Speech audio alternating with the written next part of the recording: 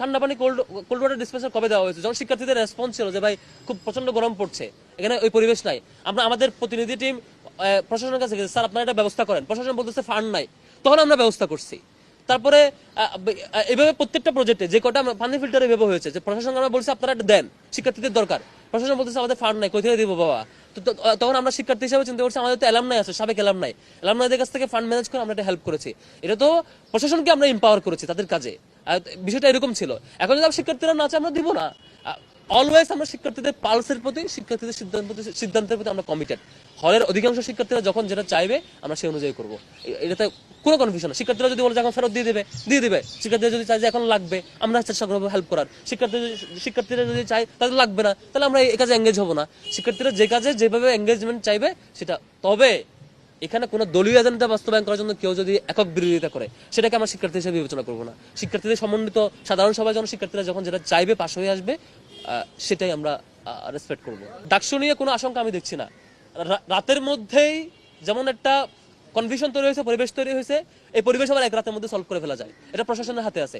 প্রশাসন চাইলে এইটা সবার সাথে বসে একটা সমন্বিত সিদ্ধান্তের মধ্য দিয়ে একটা সমাধানে চলে আসতে পারে।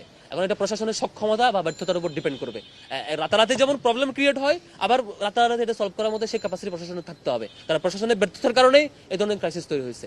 আমি ডাকসু পিছানোর কোনো কারণ, কোনো উপলক্ষ বা মাধ্যম এখানে দেখছি না আর কি। ডাকসু অন টাইমে হবে বলে বিশ্বাস করতে চাই। ওই শিক্ষার্থীর রাজনৈতিক পরিচয় খুঁজবেন, যে শিক্ষার্থীটা বলবে তার রাজনৈতিক পরিচয় নিশ্চিত পাবেন। উইদাউট রাজনৈতিক আইডেন্টিটি ছাড়া যদি কোনো শিক্ষার্থী এরকম বলে, আমার সাথে বসায় দিবেন, তার কাছে আমি রিকমেন্ডেশন দেব। আর কিভাবে করলে এটাকে পাবলিক সংগঠন বলে।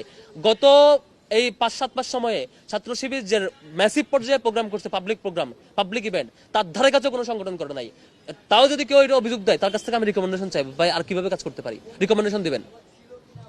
আমার সংগঠনের কমিটি তো আমি দেই ভাই, আপনি তো দেন না। এখন যদি আমি কমিটি দেই নাই আর আমার উপর বলে যে কমিটি দাও, তাহলে কি আমার সংগঠনের পুলিশ আপনি ঠিক করবেন? তাহলে এটা তো ডাবল স্ট্যান্ডার্ড গিরি।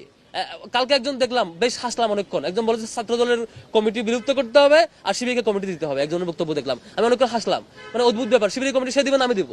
আমরা শিক্ষার্থীদের কমিটমেন্ট দিয়েছি, তো আমরা আমাদের কর্মসূচি কিভাবে চালাবো সেই কমিটমেন্টের বেসিসে চালাচ্ছি।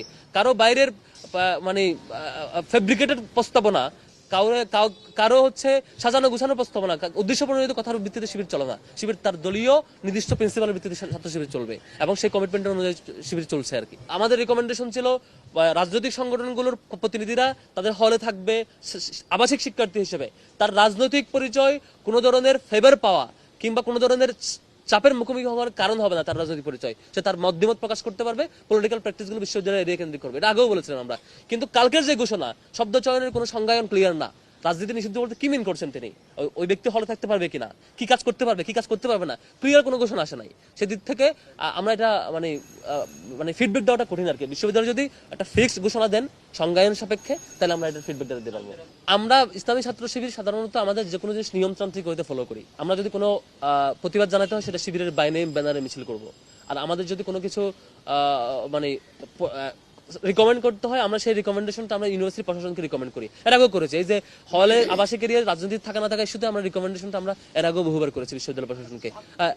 আমি শেষ করি ভাই, গতকালকে আপনারা দেখেছেন যে একটা হলে শিবিরের পক্ষ থেকে দেওয়া পানির ফিল্টার ভাঙচুর চালাইছে। তার মানে কি এটা আমরা চালাইছি?